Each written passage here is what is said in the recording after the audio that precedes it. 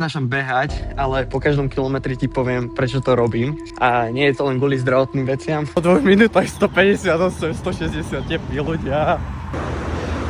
Prečo, Marek, robíš toto? Však si choď cvičiť do fitka, nie? No a to je to. Mne nerobí nič, že mám ísť do fitka. Ja tam idem, či sa mi chce, či sa mi nechce, či som slabý, silný a tak ďalej. Že je to pre mňa niečo, čo mi nespôsobuje ten výstup z tej komfortnej zóny. No, poďme na druhý kilometr. Druhý kilometr 7:35.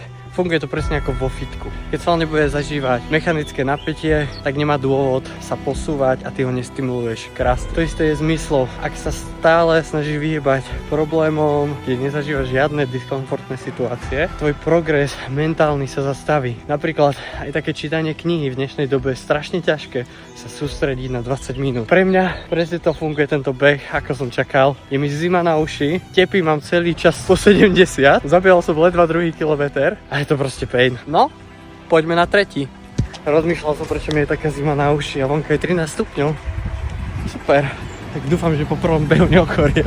Tretí kilometr, tep stál okolo 170. Pán Boh zaplať za tento vymysel. Prvý kilometr, to som nedal na šupu a musel som si dať krátku pauzu, lebo mi šli tepy na 175. Si vravím, že to je koľko? Zóna 4? No a presne o tom toto je. Keď sa naučíš zvládať krízy, nepríjemnosti v živote, ty sám dobrovoľne takýmito vecami, či už je to otužovanie, cvičenie, behanie, proste niečo, čo ti spôsobuje diskomfort, v tom, čo nie si úplne doma, tak sa proste mentálne dokážeš pripraviť, rásť a potom časom lepšie zvládať nepríjemné situácie, ktoré ti život skôr alebo neskôr pripraví. Bráško, idete zlým smerom, ja som tu. Haló!